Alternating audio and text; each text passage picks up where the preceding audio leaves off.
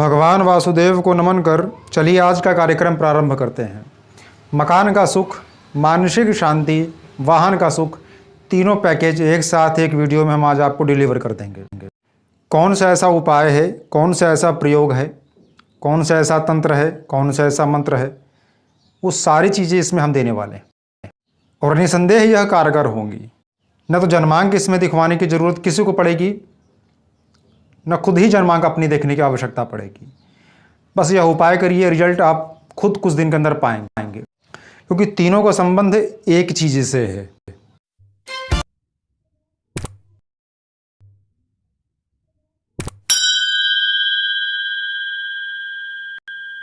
मानसिक शांति, इसके लिए काफ़ी मात्रा में मैसेजेस आ रहे थे, क्वेश्चंस आ रहे थे और आज का जो समय है वह थोड़ा सा है भी ऐसा जिसमें मानसिक अशांति स्वाभाविक सी बात है कि लोगों को हो रही है।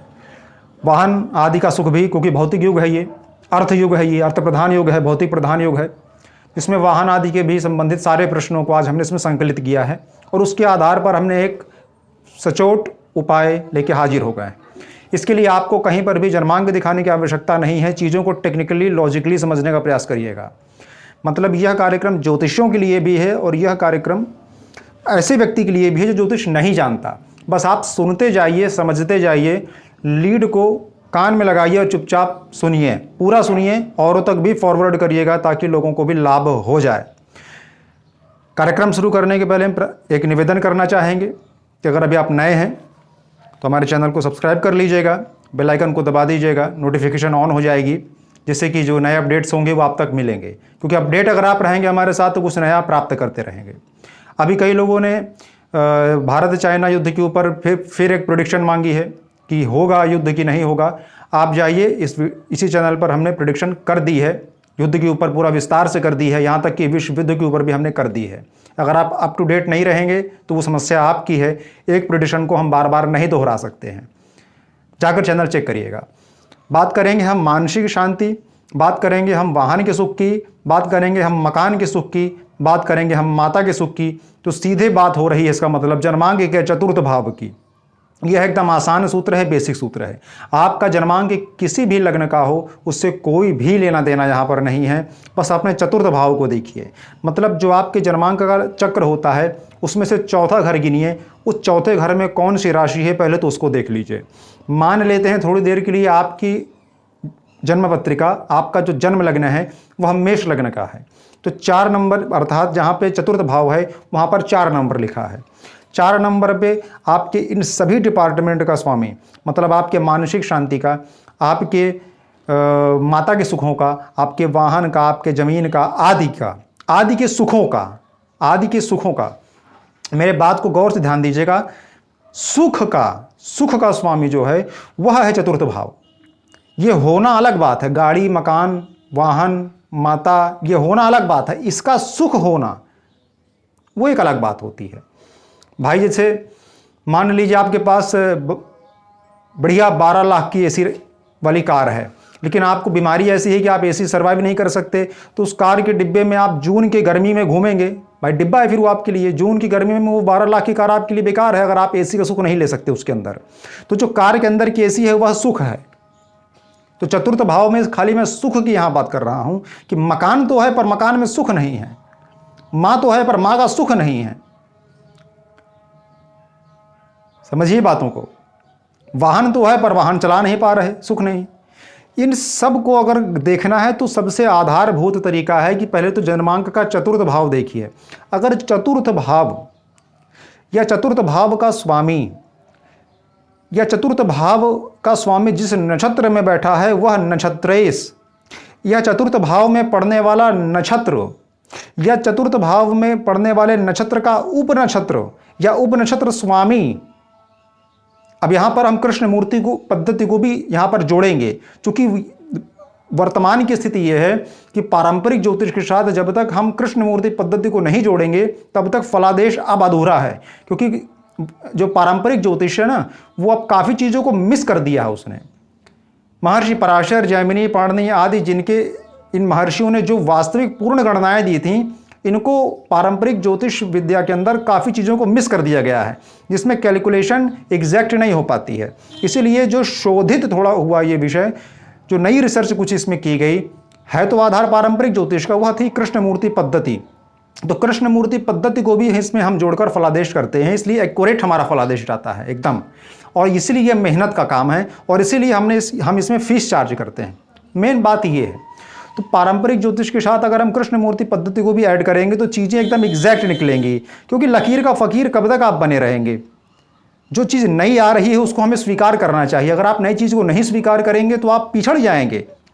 कि चतुर्थ भाव का जो भी मैंने अभी बताया, नक्षत्र स्वामी, उपनक्षत्र स्वामी आदि जितना भी मैंने बताया, वह पीड़ित अवस्था में ना हो। एक पॉइंट और कि चतुर्थ भाव का उपनक्षत्र स्वामी अगर कहीं राहु हुआ, राहु, तो निसंदेह जीवन भर हर प्रकार के सुखों से वंचित रखता है, अर्थात माँ के सुख से, गाड़ी के सुख से, वाहन के सुख से आदि आदि। अगर राहु उपनक्षत्र स्वामी हुआ, याद रखिएगा, राहु अगर अकेला बैठा है वहां पर तो इस बात को ध्यान मत रखिएगा, उसमें और चीज़ें भी देखनी पड़ेंगी। लेकिन उपनक्षत्र स्वामी जो राहु अगर बन गया चतुर्थ भाव का, तो ये चीज़ें, इन चीज़ों से आपको वंचित कर देगा, मानसिक शांति से वंचित कर देगा जीवन भर के लिए, वाहन के सुख से, मकान के सुख से आपको वंचित रखेगा। और अगर मान लीजिए इसने दिया भी, जैसे मान लीजिए मकान जीवन में मिल भी गया प्रारब्ध वेग से, तो आपके नाम पर नहीं हो पाएगा वो। अगर आपके नाम पर होना भी होगा तो बड़ा भयंकरतम संघर्ष और जीवन के उत्तरार्ध में कहीं जाकर होगा, जब राहु कभी अगर शुभ फल देने में आया तो। कि जब ना पता हो इन सारी चीज़ों के बारे में, तब क्या किया जाए? तब यहां पर अकेला चंद्रमा को पकड़ना है, यहां पर फिर अकेले चंद्रमा को पकड़ना है। जैसे कि चतुर्थ भाव में आपके, मान लीजिए कि अगर वृषभ लग्न की पत्रिका है तो चतुर्थ भाव में पड़ेगी सिंह राशि। सूर्य स्वामी हुआ, सूर्य के हाथ में आपकी मानसिक शांति चली गई, उनके हाथ में आपका जमीन जायदाद चला गया, तो उन सबके स्वामी वो हो गए। मेष लग्न की पत्रिका हुई तो चतुर्थ भाव में कर्क राशि पड़ेगी, तो चंद्रमा के हाथ में सारा ये आपका माँ का सुख, मानसिक शांति, जमीन आदि, वाहन आदि चंद्रमा के हाथ चला गया। मिथुन लग्न की पत्रिका हुई तो चतुर्थ भाव में पड़ेगी जाकर वहाँ पर कन्या राशि, तो बुध के हाथ में आपका जमीन है, आपके माँ का सुख है, आपके मानसिक शांति सब उसके हाथ में है। ये तो सामान्य सा सूत्र है, इसको तो देख ही लेना चाहिए। लेकिन इन सभी ग्रहों को बल प्रदान करने वाला, अर्थात अगर मान लीजिए आपके सुखेश सूर्य हैं, आपके सुखेश बुध हैं, आपके सुखेश बृहस्पति हैं, शनि हैं, कोई भी आपके सुखेश हैं, तो इनको वास्तव में सुख देने वाला कि ये लो इस व्यक्ति को दो, ये लो इस व्यक्ति को दो, वह है अकेला चंद्रमा।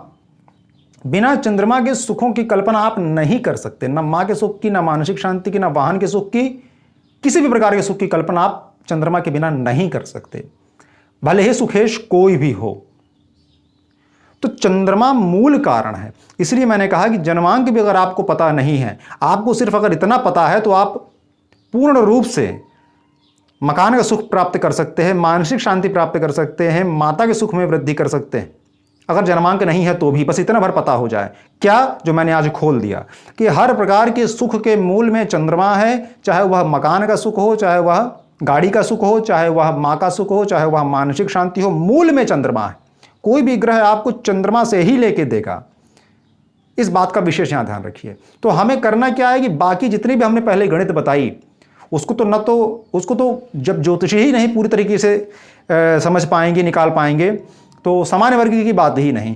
तो सभी लोगों को एक चीज़ यहाँ पकड़नी है कि जिनको भी इन सब चीज़ों से संबंधित सुखों को लेना है, उन्हें चंद्रमा को पकड़ना है और चंद्रमा को अपने ठीक करना है। चंद्रमा ठीक कैसे होगा?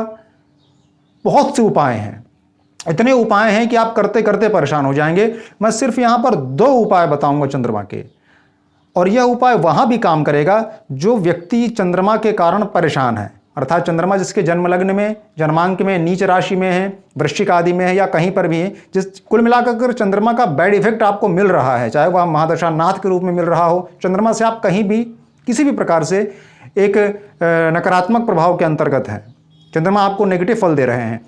लेकिन ये एक बात यहाँ पर ध्यान रखिएगा कि चंद्रमा कभी भी लगातार नकारात्मक फल कभी नहीं देते, चाहे वह कितने ही मारक स्थिति में आ जाएं।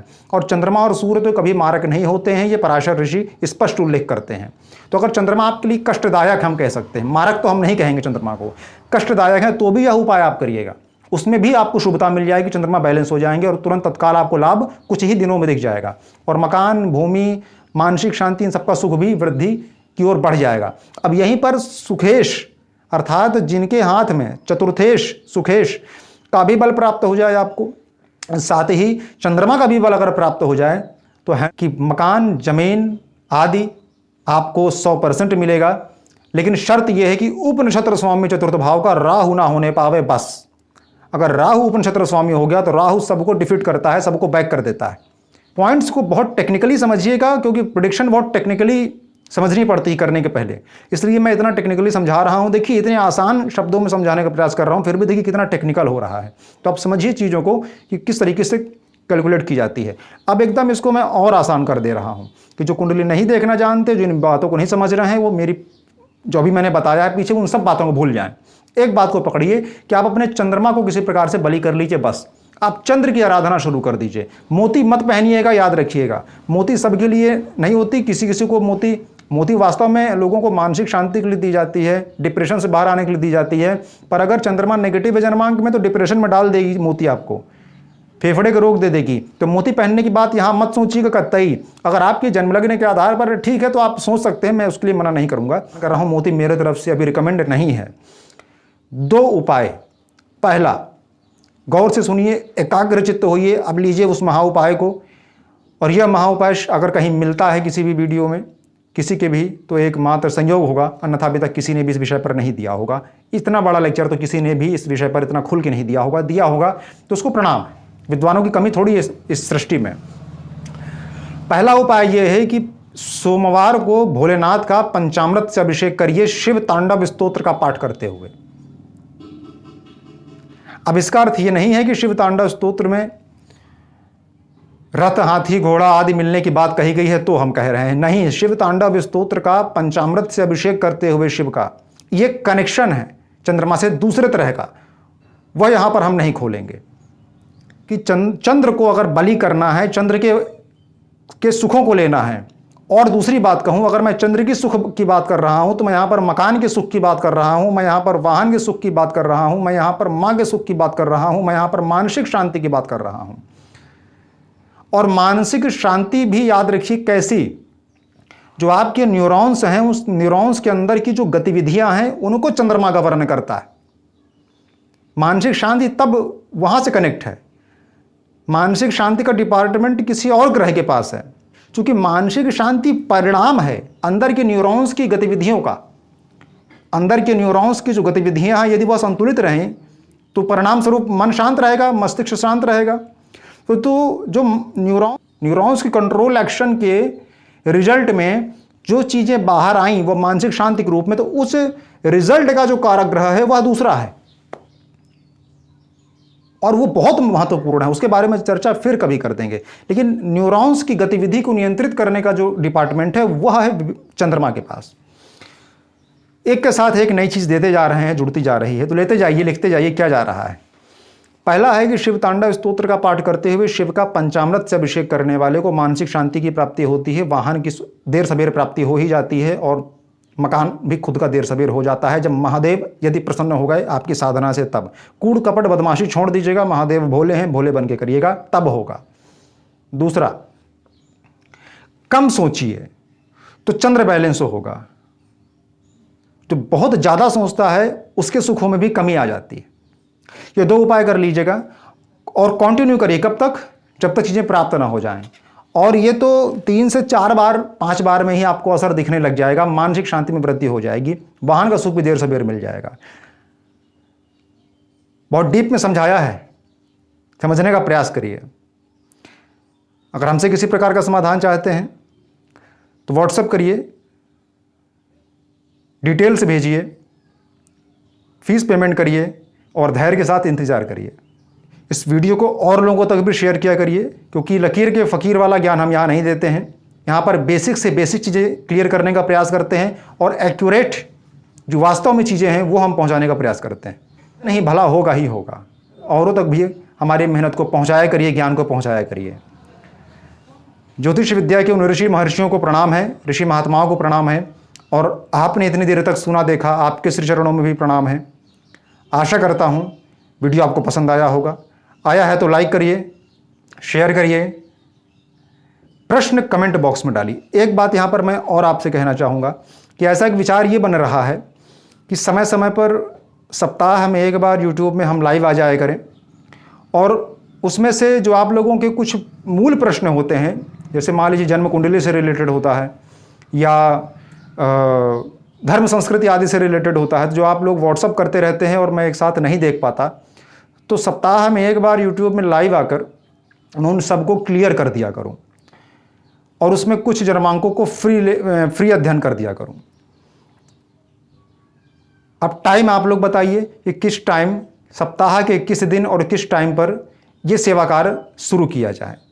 टाइम आप लोग बताइएगा, चाहे तो आप लोग पर्सनली व्हाट्सएप पे बता सकते हैं टाइम, कि इस टाइम पर आप यूट्यूब में इस दिन लाइव आइए, जिस दिन आपके पास समय हो उस दिन हम देखेंगे। हमारे पास यदि व्यवस्था बनेगी तो हम उस दिन यूट्यूब लाइव करके आप लोगों को जन्मांकों का फ्री अध्ययन कर दिया करेंगे और जो प्रश्न होंगे उनके फ्री जवाब वहीं दे दिया करेंगे। इस पर सजेशन जरूर दीजिएगा, चाहे मेरे पर्सनल व्हाट्सएप पे दीजिएगा, चाहे कमेंट्स में दीजिएगा, ये आपका है। हर हर महादेव, जय सिया राम।